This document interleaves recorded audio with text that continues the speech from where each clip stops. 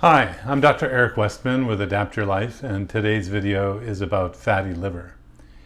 What causes it, what consequences does it have, and then how to fix it.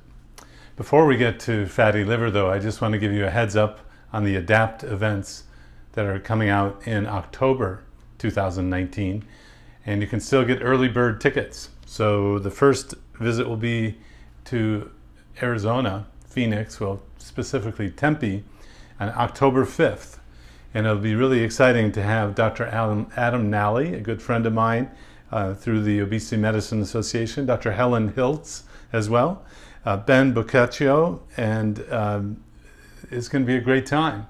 If you don't know about Adapt events, we bring local experts to local people in the community, bring them together and hear amazing stories, testimonials, and talk about science as well.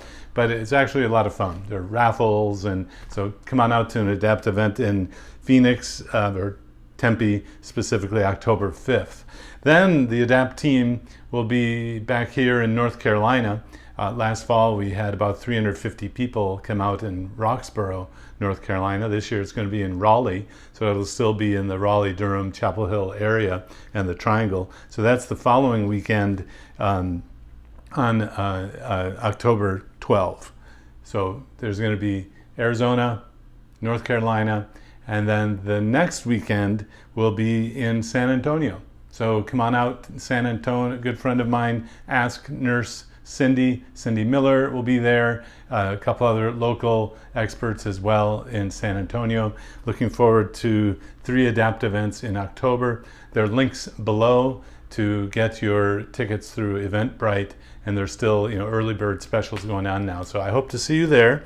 It's been great fun to do these in February, and then July I added it up. We were in front of over 1,000 people at these events on Saturday. You don't have to travel far, it doesn't cost a lot of money. It's bringing the information and the experts to you locally. Thanks to the Adapt team for putting it all together. Fatty liver is actually becoming one of the most common reasons for a liver transplant today. This was not the case 20 years ago. 20 years ago, fatty liver just wasn't a blip on the radar screen, and now it's a common reason for liver transplant. In fact, I get a lot of referrals to my clinic at Duke in obesity medicine to treat the fatty liver, because the biopsy shows that not only there's fatty liver, but it's progressing toward cirrhosis. So fatty liver is a devastating problem. A liver transplant is not something you want to have to go through. Any transplant, it's a big deal. And sadly, I've had to counsel people when the fatty liver comes back in the transplant that it was actually the carbs in the food that created the fatty liver. So you're going to hear a theme in a lot of these videos, and that is carbs go to fat. Carbs turn into fat. Carbs become fat. However you want to think about that. And it's true for fatty liver. So the sugar and the starch, the carbs in the food actually get processed in the liver into fat.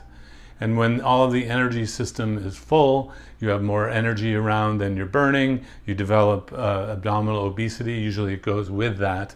Fatty liver develops as well. And it's from the fat made from the sugars and the starches in the food and the energy overload.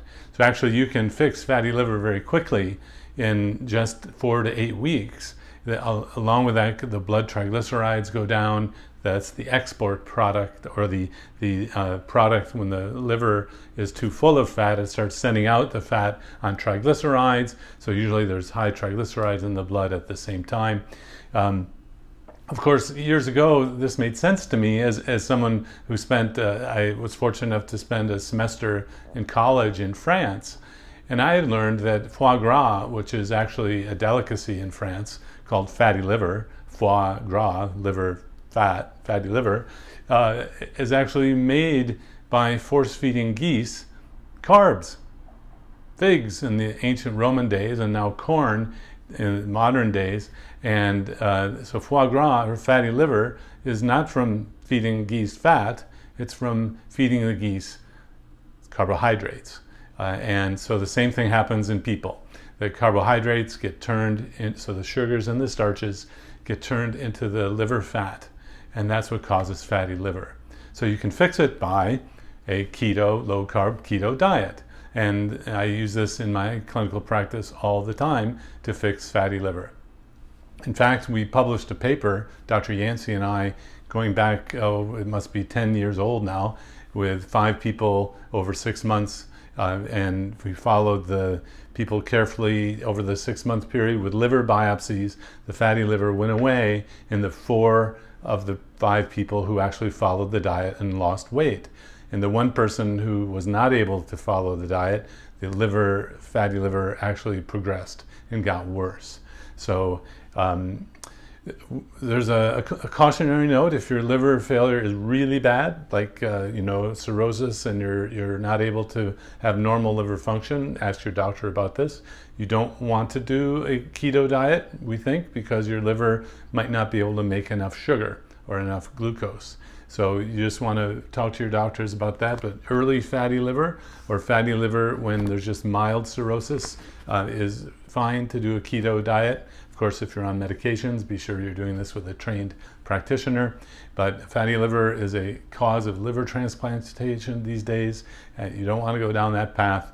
If your doctor is telling you fatty liver, and it may just manifest as a abnormal liver function test on your blood test, sometimes doctors don't even mention it because it's so common these days.